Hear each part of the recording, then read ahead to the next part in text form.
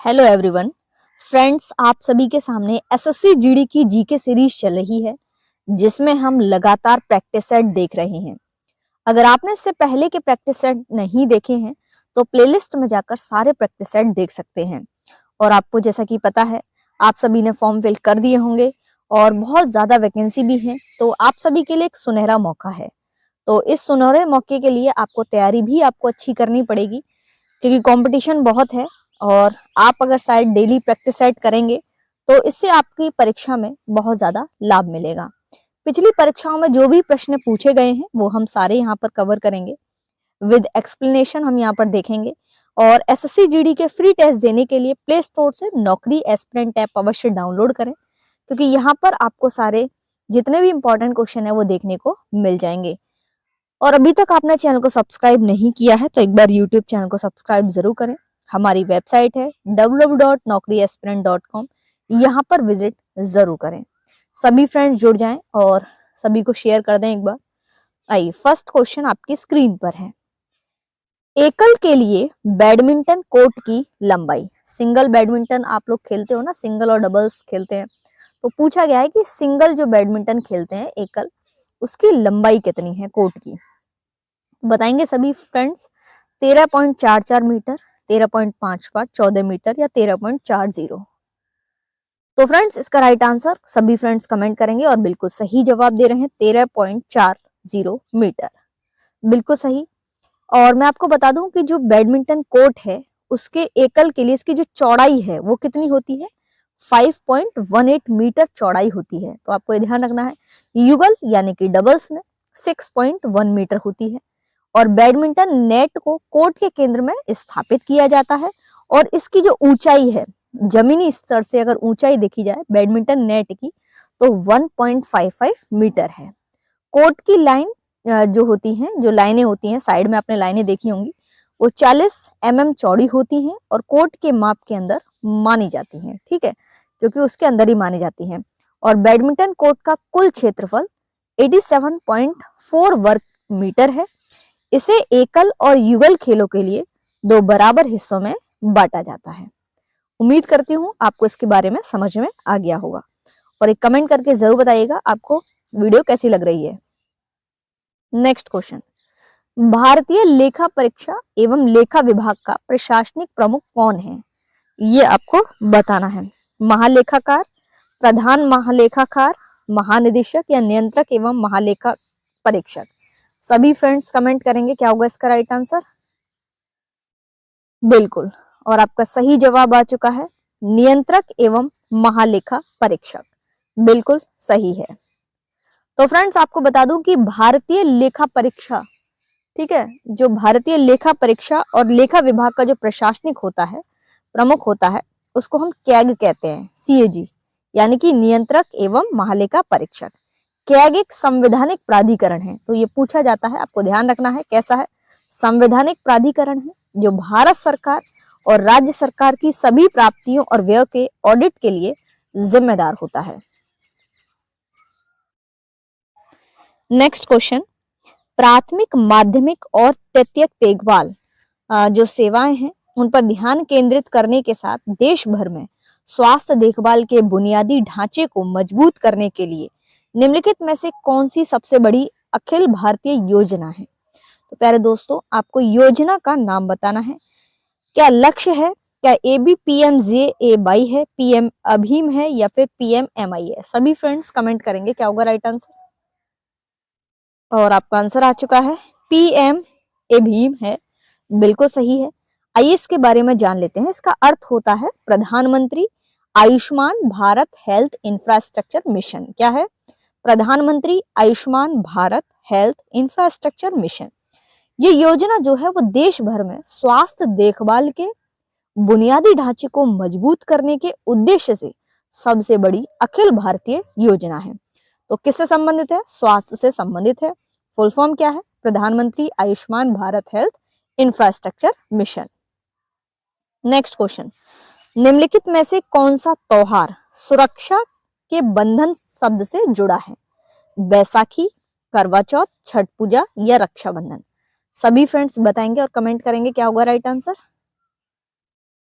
बिल्कुल आपका सही जवाब आ चुका है रक्षा बंधन। सभी का फेवरेट रक्षाबंधन। ये सुरक्षा के बंधन शब्द से जुड़ा है, आपको जैसा कि पता है, और ये हिंदू महाश्रावण की पूर्णिमा के दिन मनाया जाता है। यह त्योहार में आपको सभी को पता है कि भाइयों और बहनों के बीच का एक बंधन होता है, जश्न मनाते हैं। बहन जो है भाई को राखी बांधती है। इस दिन बहनें जो है वो प्यार और सुरक्षा के प्रतीक के रूप में अपने भाई की कलाई पर राखी बांधती हैं। नेक्स्ट क्वेश्चन, स्थिर पूंजी की खपत को डैश के रूप में भी जाना जाता है। मूल्यह्रास, शुद्ध निवेश, अभिमूल्यन, शकल निवेश। सभी फ्रेंड्स बताएंगे क्या होगा इसका राइट आंसर। बिल्कुल आपका सही जवाब आ चुका है मूल्यह्रास। बेहतरीन, बिल्कुल सही जवाब मूल्यह्रास। तो स्थिर जो पूंजी होती है उसकी खपत को मूल्यह्रास के रूप में जाना जाता है। कैसी पूंजी होती है? स्थिर पूंजी होती है। स्थायी जो पूंजी की खपत से तात्पर्य है टूट फूट, अप्रचलन या अन्य कारकों के कारण अचल संपत्ति के मूल्य में कमी से है। ठीक है। नेक्स्ट क्वेश्चन, वैदिक आर्य सप्त सिंधु नामक क्षेत्र में रहते थे। तो आपको पता होना चाहिए, जिसका अर्थ होता है 7 नदियों द्वारा सिंचित क्षेत्र। 7 नदियों में से एक नदी झेलम है, तो बताना है इसका प्राचीन नाम क्या था। अस्किनी, परुष्णी, विपासा या वितिस्ता। बताएंगे सभी, कमेंट करेंगे क्या होगा इसका राइट आंसर। बिल्कुल आपका सही जवाब आ चुका है वितिस्ता। क्या था इसका पुराना नाम, प्राचीन नाम जो है वितिस्ता। तो फ्रेंड्स, वितिस्ता या झेलम नदी पंजाब क्षेत्र से बहने वाली 5 नदियों में से एक है। कितने में से? 5 नदियों में से। और 5 नदियों में से सबसे पश्चिमी है। ये हिमालय में वेरीनाग झरने से निकलती है। तो आपसे पूछा जाएगा कहां से निकलती है? वेरीनाग झरने से निकलती है और पाकिस्तान में प्रवेश करने और चिनाब नदी में मिलने से पहले कश्मीर घाटी से होकर बहती है। नेक्स्ट क्वेश्चन, चोल प्रशासन में डैश उन गांवों की सभा थी जहां मुख्य रूप से ब्राह्मण रहते थे। उर, खिल्य, नगरम या फिर सभा। सभी फ्रेंड्स बताएंगे, कमेंट करेंगे क्या होगा राइट आंसर। बिल्कुल आपका सही आंसर आ चुका है सभा। क्या होगा? सभा।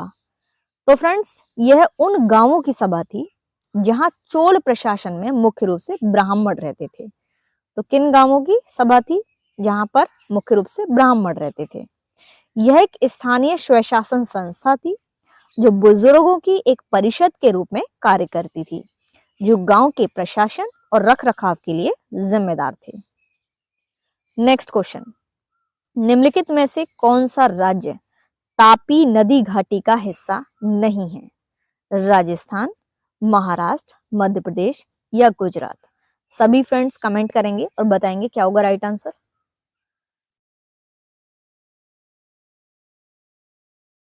बिल्कुल आपका सही जवाब आ चुका है राजस्थान। क्या होगा? राजस्थान। तो फ्रेंड्स, तापी नदी घाटी की अगर हम बात करें तो ये पश्चिमी भारत में स्थित एक नदी घाटी है। कहाँ? पश्चिमी भारत में। ठीक है। इसमें गुजरात, महाराष्ट्र और मध्य प्रदेश के कुछ हिस्से शामिल हैं। किस किस के? गुजरात, महाराष्ट्र और मध्य प्रदेश की। राजस्थान तापी बेसिन के अंतर्गत नहीं आता क्योंकि यह बेसिन के उत्तर में स्थित है। तापी नदी इस घाटी की मुख्य नदी है और यह सूरत से होकर अरब सागर में गिरती है। तो आपको ध्यान रखना है, ये सूरत से होकर अरब सागर में गिरती है। नेक्स्ट क्वेश्चन, निम्नलिखित में से किसका उपयोग लार्ज हेड्रॉन कोलाइडर LHC के लिए शीतलन माध्यम और MRI स्कैनर और NMR स्पेक्ट्रोमीटर में सुपर कंडक्टिंग मैग्नेट के रूप में किया जाता है? तो किसका प्रयोग करते हैं ये आपको बताना है। नियॉन, क्लोरीन, आर्गन या फिर हीलियम। सभी फ्रेंड्स बताएंगे क्या होगा राइट आंसर। एक बार शेयर कर दीजिए ताकि सभी जुड़ जाएं।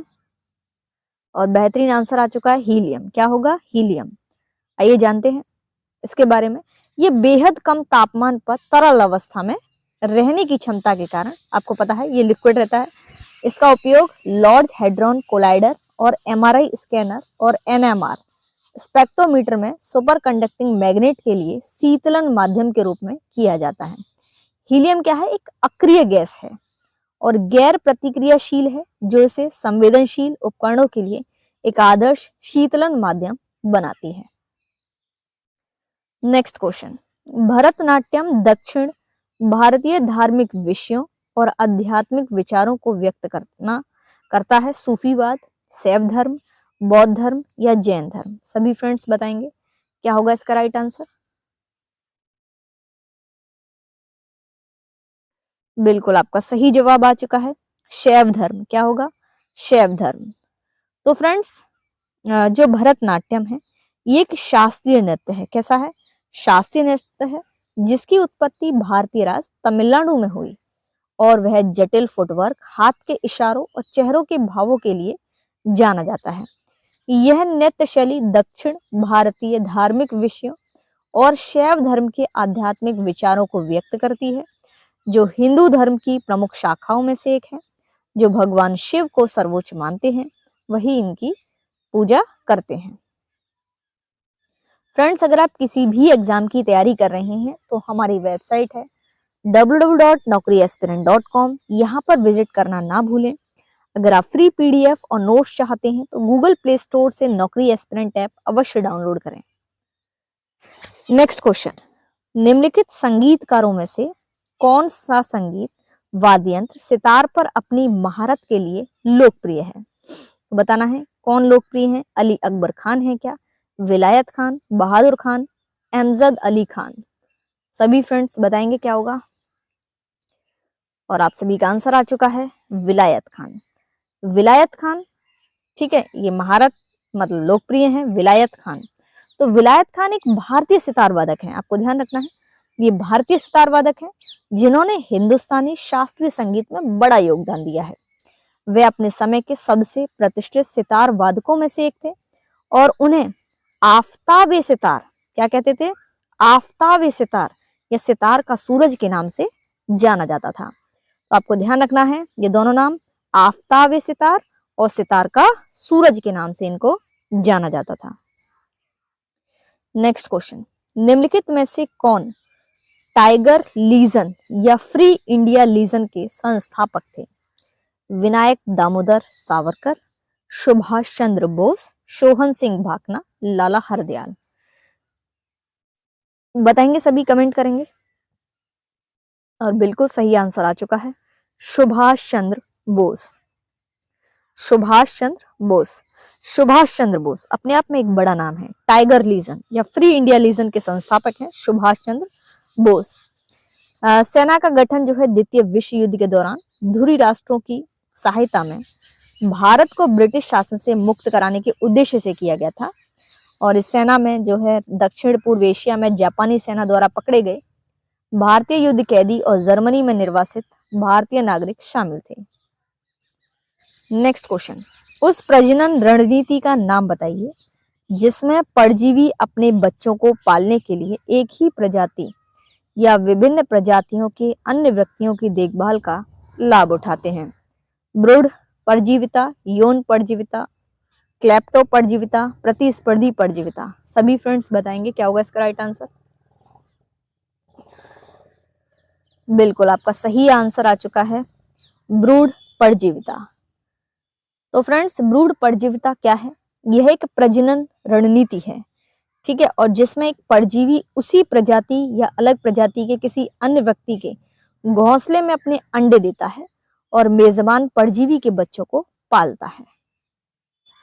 नेक्स्ट क्वेश्चन, जनजातीय जनसंख्या 2011 के आधार पर उस विकल्प की पहचान करनी है। आरोही क्रम में आपको व्यवस्थित करना है ना। तो आरोही क्रम में मैं आपको बता दूं, सबसे पहले तो उड़ीसा है, ठीक है, उड़ीसा है आपका, फिर उसके बाद महाराष्ट्र और फिर उसके बाद मध्य प्रदेश, ठीक है, मध्य प्रदेश। तो फ्रेंड्स जनजातीय जनसंख्या यानी कि किसी राज्य की जनजातीय जनसंख्या से तात्पर्य क्या है? उस राज्य में रहने वाले विभिन्न जनजातीय समुदाय के लोगों की संख्या से है, ठीक है, जो उस राज्य में रहते हैं विभिन्न जनजाति से हैं, समुदाय से हैं, उनकी संख्या से है। और 2011 की जनगणना के अनुसार 3 राज्यों में से मध्य प्रदेश सबसे अधिक आदिवासी जनसंख्या थी यहाँ पे, किसमें? मध्य प्रदेश में। और महाराष्ट्र में दूसरी सबसे अधिक आदिवासी जनसंख्या थी, जबकि उड़ीसा में सबसे कम थी। नेक्स्ट क्वेश्चन, किस औद्योगिक नीति में लघु उद्योग इकाइयों के लिए निवेश सीमा को बढ़ाकर 2 लाख रुपए किया गया था। 1977, 1991, 1980, 1956। बताएंगे सभी, कमेंट करेंगे क्या होगा राइट आंसर। बिल्कुल आपने सही जवाब दिया है 1980। क्या होगा 1980।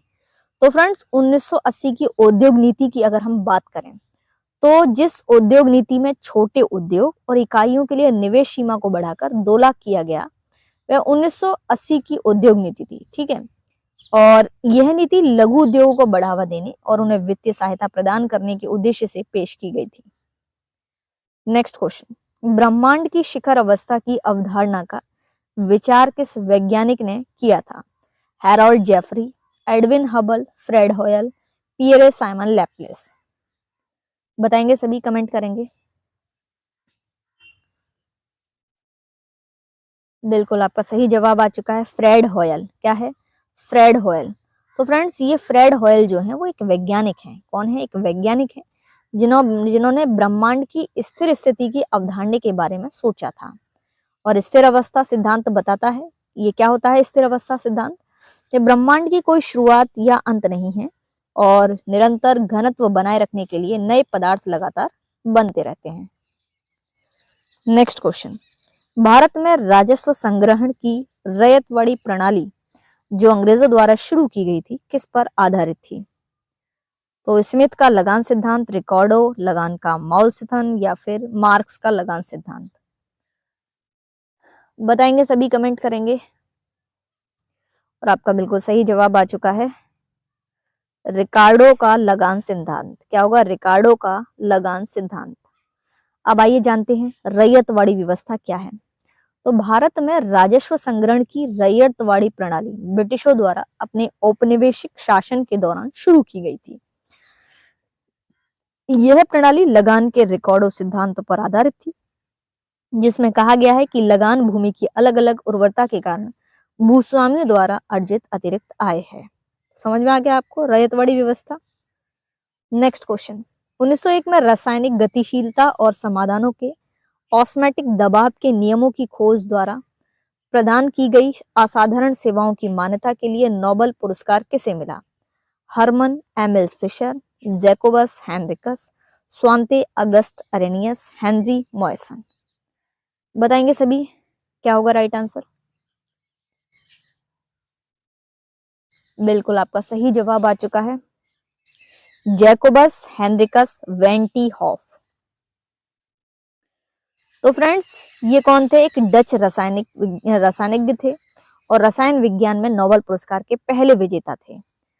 उन्हें त्रिविम रसायन विज्ञान, ठीक है, और भौतिक रसायन विज्ञान यानी कि फिजिकल केमिस्ट्री के संस्थापकों में से एक माना जाता है।